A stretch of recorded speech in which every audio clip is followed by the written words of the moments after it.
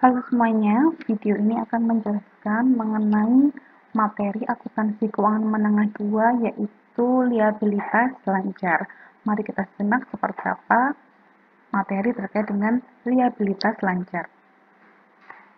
Nah, liabilitas lancar itu atau liabilitas sendiri punya 3 karakteristik utama yaitu kewajiban sekarang. Artinya adalah liabilitas tersebut menjadi kewajiban yang dimiliki perusahaan pada masa sekarang.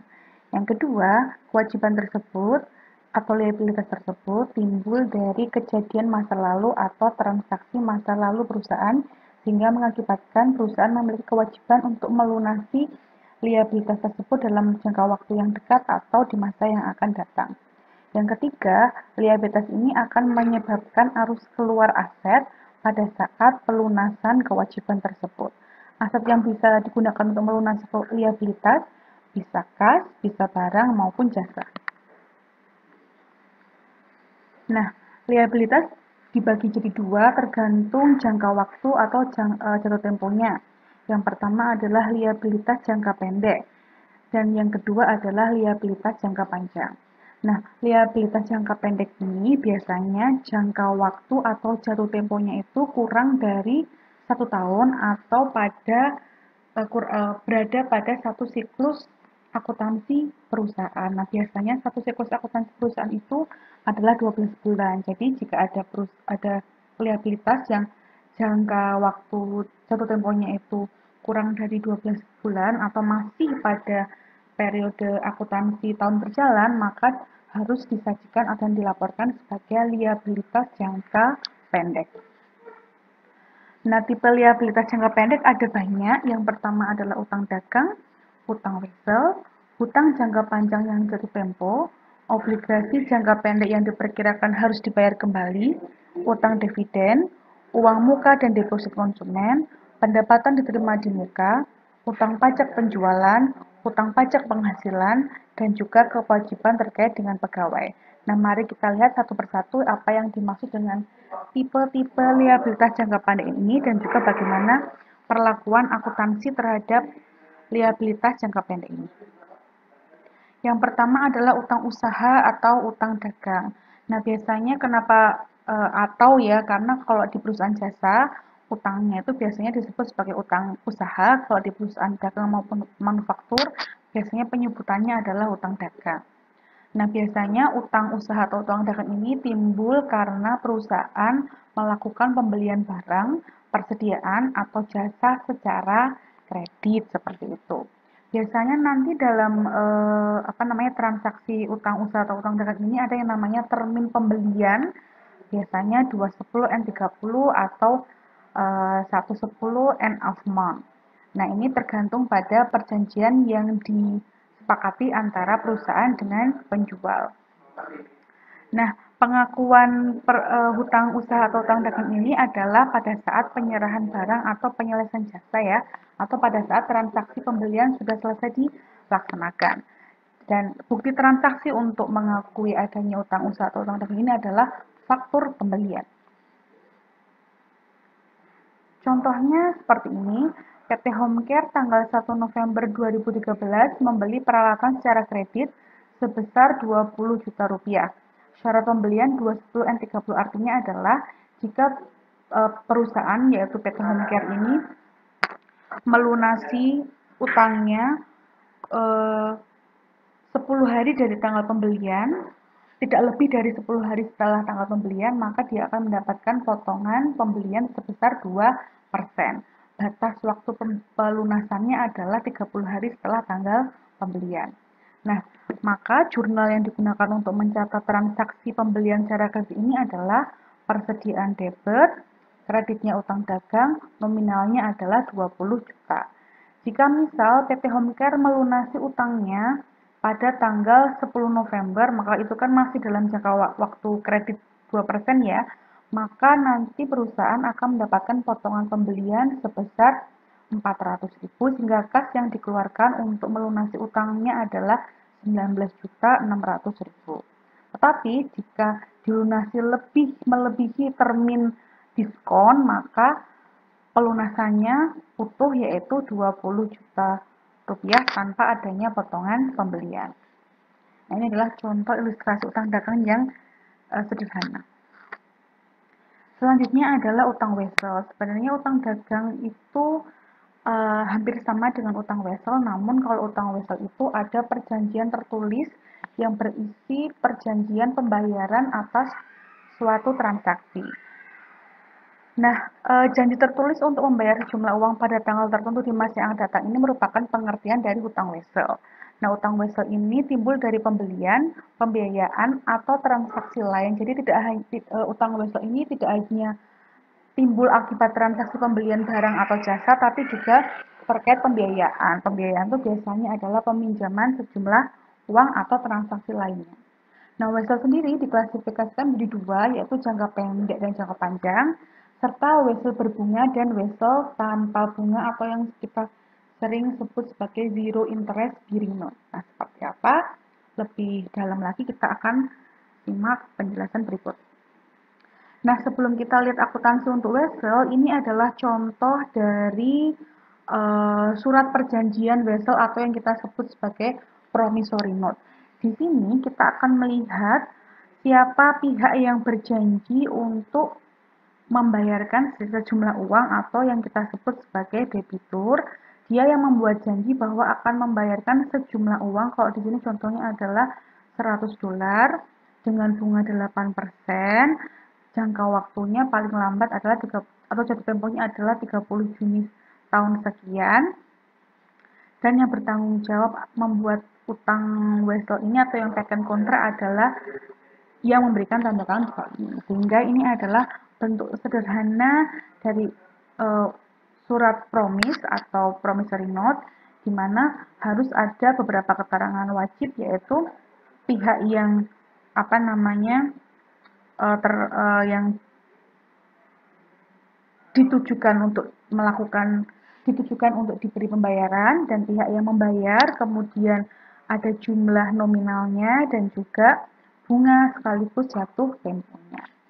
Tanggal penerbitan utang wesel juga sangat penting karena digunakan untuk menghitung bunga yang nantinya akan dibayarkan oleh si pembuat wesel ini. Nah, kita lihat contoh transaksi pada wesel berbunga. Di sini ada contoh ilustrasi bahwa Castle National Bank setuju untuk memberi pinjaman sebesar $100.000 pada tanggal 1 Maret 2011 kepada Landscape Corporation.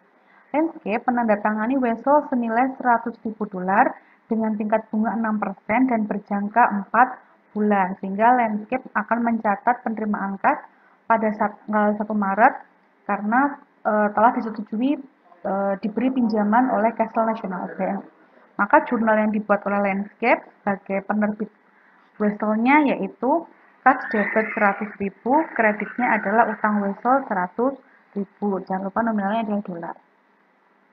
Jika Landscape menyusun laporan keuangan tengah tahunan, perusahaan membuat jurnal penyesuaian untuk mengakui biaya dan utang bunga pada tanggal 30 Juni, sehingga ada bunga yang sudah harus diakui oleh perusahaan. Nah, mengapa bunga ini harus diakui oleh perusahaan ketika membuat laporan keuangan?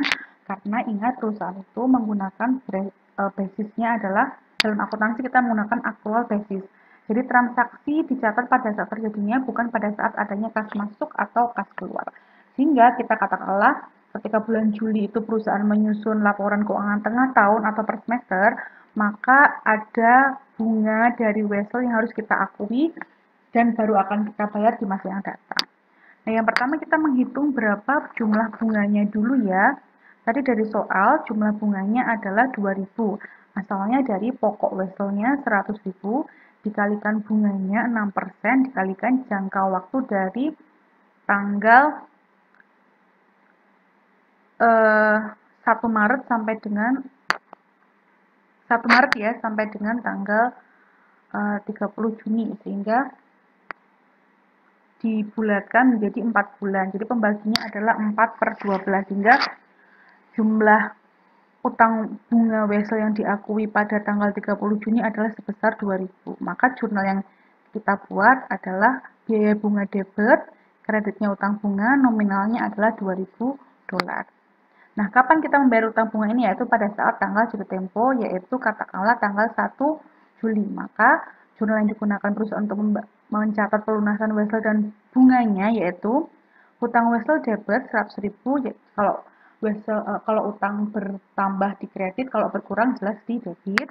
Kemudian hutang bunga juga dibayar 2.000 dan kas yang dibayarkan untuk melunasi utang wesel dan utang bunga wesel adalah totalnya 102.000 berasal dari 100.000 pokok wesel plus 2.000 bunganya, seperti itu.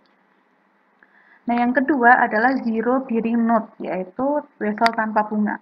Meskipun wesel tanpa bunga, tetap ada keuntungan yang diambil oleh kreditur terkait dengan peminjaman uang atau transaksi pembelian barang dan jasa.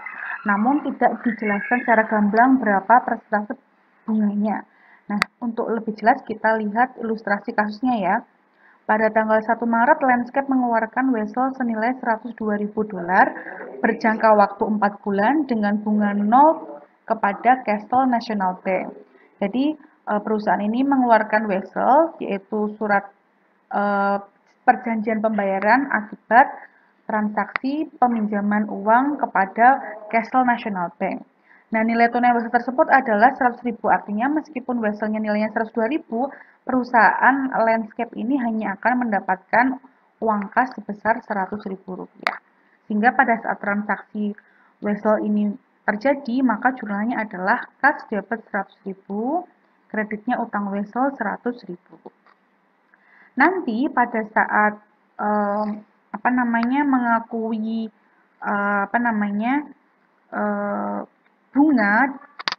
bunga ketika perusahaan membuat laporan keuangan tengah tahun, maka agak berbeda dengan wesel tidak berbunga. Di sini langsung bunga itu diakui sebagai biaya bunga, debit, dan juga kreditnya utang wesel, bukan utang bunga. Karena tadi ingat prinsipnya adalah wesel ini tanpa bunga, sehingga perbedaannya adalah pada pengakuan bunga ini sebagai utang wesel, jadi menambah utang wesel. Jadi kalau di buku besar utang wesel, bunga 2.000 ini yang tadi perhitungannya sudah ada pada kasus sebelumnya itu akan diakui sebagai penambahan utang wesel, sehingga utang weselnya menjadi 102.000.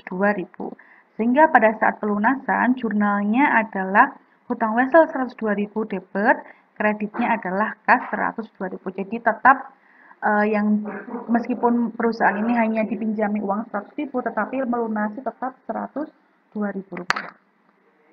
Dolar, maaf. Seperti itu. Oke, ini ada beberapa ilustrasi kasus lagi, nanti silahkan dipelajari secara offline. Nah, sekarang tipe kewajiban jangka pendek selanjutnya yaitu kewajiban jangka panjang yang jatuh tempo dalam jangka waktu kurang dari 1 tahun.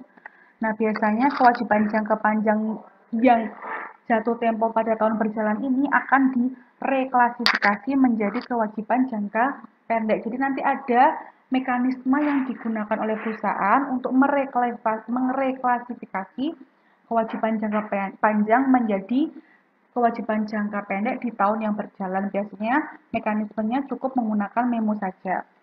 Nah, kemudian memo itu nantinya akan dibuatkan jurnal yang terkait dengan penyesuaian di akhir tahun.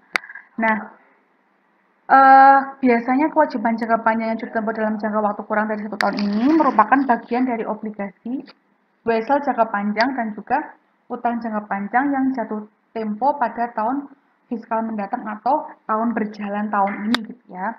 Tidak termasuk di dalam kewajiban yang akan jatuh tempo ini adalah yang pertama, kewajiban tersebut dilunasi dengan akumulasi aset yang belum nampak sebagai aset lancar. Jadi kalau misalnya pelunasannya itu menggunakan aset jangka panjang, misalnya menggunakan investasi jangka panjang yang jatuh temponya masih lama gitu ya, maka tidak boleh diakui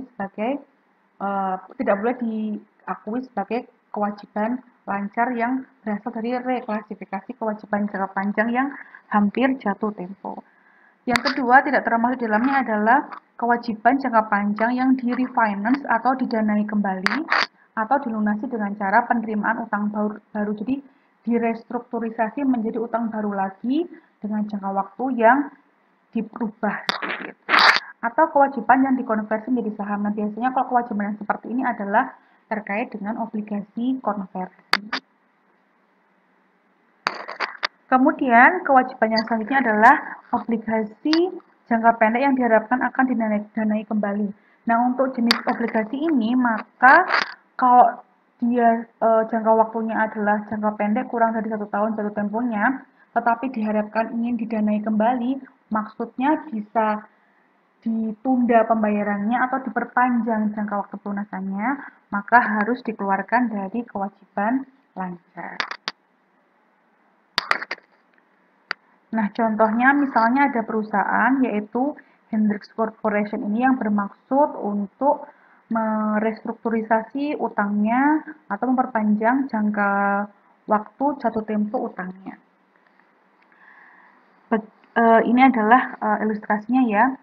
Hendrik memiliki obligasi jangka pendek sebesar $50.000 jatuh tempo pada 1 Maret 2011. CFO atau Chief Financial Officer-nya mendiskusikan dengan kreditor, biasanya bank gitu ya, mengenai apakah pembayaran dapat diperpanjang 1 Maret 2013.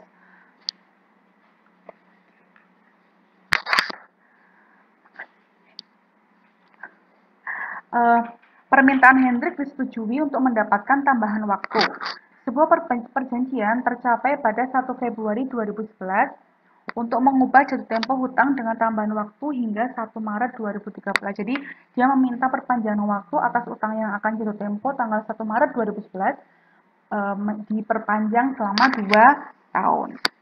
Nah, kita lihat dia membuat timeline seperti ini, bahwa pada tanggal 31 Desember ini dia mengakui dalam laporan keuangannya bahwa dia punya utang jangka pendek yang akan jatuh tempo di tahun 2011 yaitu bulan Maret. Tetapi pada bulan Maret ini ternyata kewajiban tersebut tersetujui untuk didanai kembali yaitu dengan memperpanjang jangka waktunya. Sehingga baru akan dilunasi nanti tanggal 1 Maret 2013 ya.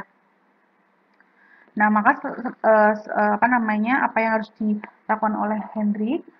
Jika selama belum ada persetujuan waktu pelaporan, pada waktu pembuatan laporan keuangan gitu ya, maka obligasi dilaporkan tetap sebagai utang jangka pendek. Tetapi kalau sebelum pelaporan itu sudah ada persetujuan, maka harus diakui sebagai utang jangka panjang, dikeluarkan dari kewajiban jangka pendek. Karena tadi ya ternyata disetujui pada saat pelaporan itu disetujui untuk diperpanjang. Nah, maksud dari pelaporan ini adalah pelaporan pada tanggal 31 Desember 2010.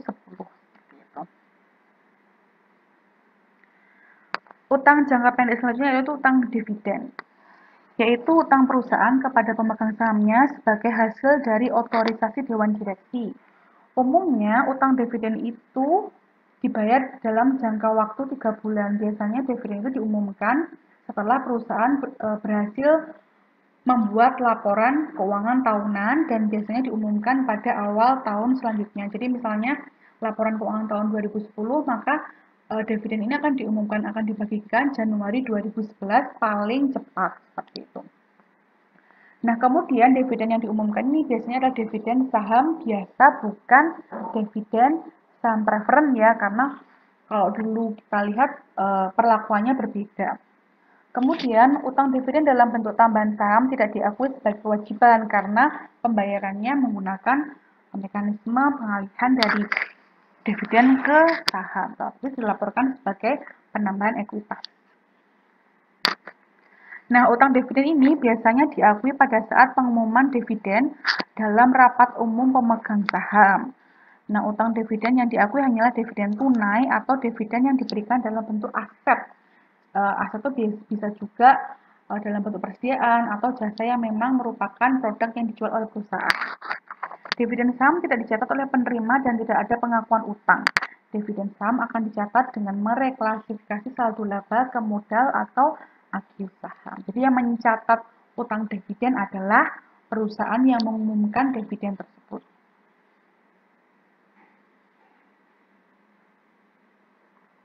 Selanjutnya adalah deposit dan pembayaran pelanggan di muka. Deposit adalah kas yang diterima dari para pelanggan dan karyawan yang bersifat returnable atau bisa dikembalikan.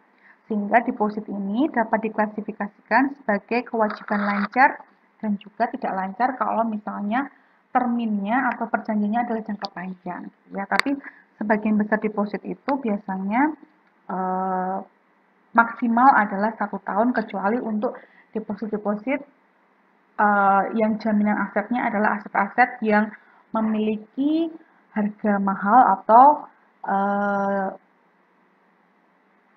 manfaatnya lebih dari 1 tahun. Sedangkan pembayaran diterima di muka adalah pembayaran yang diterima sebelum perusahaan mengirimkan atau menyerahkan barang. Contoh bisnis yang sangat banyak transaksi pendapatan diterima di muka adalah airline atau pesawat ya. Biasanya kan teman-teman membeli tiket dulu baru naik pesawat. Perusahaan penerbangan seperti misalnya maskapai-maskapai itu baru mengakui pendapatan setelah teman-teman itu naik pesawat kemudian sampai di tujuan. Ketika teman-teman itu membeli tiket, maka maskapai itu akan mencatatnya sebagai pendapatan diterima di muka atau yang disebut sebagai unearned revenue. Nah, unearned revenue ini nama elemen laporan keuangannya bisa berbeda-beda ya, tergantung dari perusahaannya. Kalau airline namanya adalah pendapatan diterima di muka dari tiket penumpang. Kalau hotel misalnya pendapatan diterima di muka dari pendapatan sewa dan lain sebagainya. Begitu juga dengan revenue. Earned revenue adalah pendapatan yang sudah boleh diakui karena perusahaan telah selesai memberikan jasanya atau produknya. Kalau pada airline tadi nama pendapatannya adalah pendapatan penumpang atau passenger revenue seperti itu. Nah, banyak sekali kesalahan yang terjadi di dunia bisnis ketika mencatat yang namanya uang muka pelanggan. Biasanya perusahaan itu akan mencatatnya sebagai pendapatan. Ketika nanti perusahaan itu selesai memberikan layanan jasa atau pengiriman barangnya, baru mereka bingung, loh kok saya nggak dapat memasukkan. Karena salah diklasifikasi transaksinya sebagai pendapatan, padahal itu sifatnya masih berupa utang, utang kita kepada pelanggan, karena pelanggan udah bayar uang tapi belum memberikan barang atau jasa kepada kita, perusahaan belum memberikan barang atau jasa kepada pelanggan. Jadi pendapatan diterima di muka, uang muka itu sifatnya adalah utang ya, jangan salah diklasifikasi. Contohnya pada tanggal 1 Agustus, Sports Pro Magazine menjual dengan cara berlangganan tahunan sebanyak 12.000 dengan harga majalah per unitnya adalah $18. Maka pada tanggal 1 Agustus dia mencatat penerimaan kas, debit, kreditnya pendapatan diterima di muka yaitu 216.000. Asalnya dari